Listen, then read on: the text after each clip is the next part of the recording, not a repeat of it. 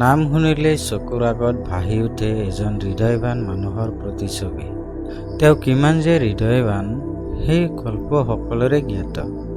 বয়স ৮০ পাৰ হ'লেও ভাৰতৰ অন্যতম সফল ব্যৱসায়ী টাটা গ্ৰুপৰ চেয়াৰমেন ৰতন টাটা সফলভাৱে পৰিচালনা কৰি গৈ আছে তাৰ ব্যৱসায়। যৌৱনত তেওঁ আছিল এজন সুদৰ্শন ডেকা ল'ৰা, কিন্তু ইমান অৰ্থ সম্পদ থকা স্বত্বেও তেওঁ এতিয়াও অবিবাহিত। কিন্তু কিয়? এই মানৱদৰদী মানুহজন সঁচাই কি কোনো গাভৰু ছোৱালীৰ প্ৰেমত পৰা নাছিলনে? হয়, তেওঁৰ জীৱনতো প্ৰেম আহিছিল। তেওঁ প্ৰেমত পৰিছিল এগৰাকী সুন্দৰী যুৱতীৰ। ধনকুবেৰ ৰতন টাটাৰ সেই অজনা প্ৰেমৰ গল্পই জানিম আজি এইখন ভিডিঅ'ত। 1991 চনত JRD টাটাৰ পিছত টাটা গ্ৰুপৰ পঞ্চম চেয়াৰমেন হিচাপে নিৰ্বাচিত হয় ৰতন টাটা। হৃদয়বান এই মানুহজন লাভ কৰিছে ভাৰতৰ সৰ্বোচ্চ ৰাষ্ট্ৰীয় পুৰস্কাৰ পদ্মভূষণ, পদ্মবিভূষণৰ দৰে বহুতো পুৰস্কাৰ। কৰ্মজীৱনত ইমান সফল হোৱা স্বত্বেও কিয় প্ৰেমত ব্যৰ্থ তেওঁ? এটা ফেচবুক পেজৰ সাক্ষাৎকাৰত তেওঁ নিজেই বৰ্ণনা কৰিছিল তাৰ ব্যৰ্থ প্ৰেমৰ গল্প। প্ৰেম তাৰ জীৱনতো আহিছিল।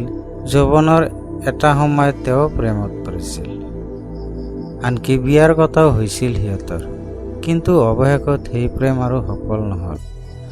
1937 চনৰ গুজৰাটৰ চুৰাটত জন্মগ্ৰহণ কৰিছিল ৰতন টাটা। অন্য 5জন শিশুৰ দৰে জীৱন অতিবাহিত হৈছিল ৰতন টাটাৰ সেই সোণালী শৈশৱ। কিন্তু ৰতন টাটাৰ বয়স যেতিয়া মাত্ৰ 10 বছৰ, তেতিয়া তাৰ মাক দেউতাকৰ বিচ্ছেদ হয়। মাক দেউতাকৰ বিচ্ছেদৰ পিছত আইতাৰ ওচৰত লালন পালন হয় ৰতন টাটা আৰু তাৰ ভাই ককাই। জীৱনৰ প্ৰত্যেকটো সিদ্ধান্তত তাৰ আইতাই তাৰ কাষত আছিল। আনকি সৰুকালত আইতাৰ পৰা পোৱা নীতি নৈতিক শিক্ষাও আজি ৰতন টাটাক পথ দেখুৱায়।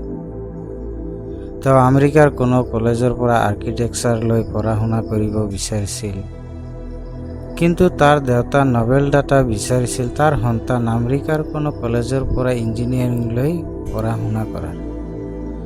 সেই সময়ত তাৰ আইতাৰ বাবে ৰতন টাটাৰ পচন্দৰ আৰ্কিটেক্সাৰ লৈ স্নাতক সম্পন্ন কৰে।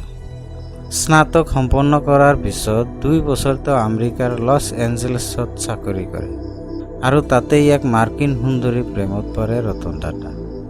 ৰতন টাটাৰ বাবে সেই সময়খিনি আছিল জীৱনৰ অতি সুন্দৰ আৰু সুমধুৰ সময়। দুয়োৰে বিয়াৰ কথাও চূড়ান্ত হৈছিল সিহঁতৰ, কিন্তু সেই সময়ত হঠাৎ তাৰ আইতা অসুস্থ হৈ পৰে।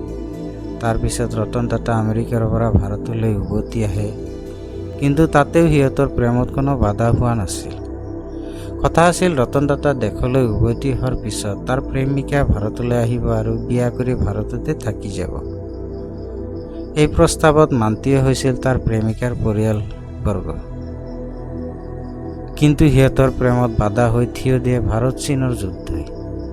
1962 চনত ভাৰত চীনৰ যুদ্ধকালত ৰতন টাটাৰ প্ৰেমিকাৰ পৰিয়ালে সিহঁতৰ ছোৱালীক ভাৰতলৈ পঠাবলৈ মান্তি নহ'ল। ভাঙি গ'ল সিহঁতৰ সুন্দৰ প্ৰেমৰ সম্পৰ্ক। তাৰ পিছত আৰু বিয়া কৰা নহ'ল ৰতন টাটাৰ। গোটেই জীৱন চিৰকুমাৰ হৈ ৰ'ল ভাৰতৰ এই কিংবদন্তী ধনকুবেৰ ৰতন। বন্ধু বান্ধৱীসকল, আমাৰ আয়োজনবিলাক কেনে লাগে কমেণ্ট কৰি নিশ্চয় জনাব। যদি আপুনি আমাৰ ভিডিঅ'বিলাক ফেচবুকত চাই আছে তেনেহ'লে পেজটো লাইক কৰিব, আৰু যদি ইউটিউবত চাই আছে তেনেহ'লে আমাৰ চেনেলটো ছাবস্ক্ৰাইব কৰিবলৈ নাপাহৰিব।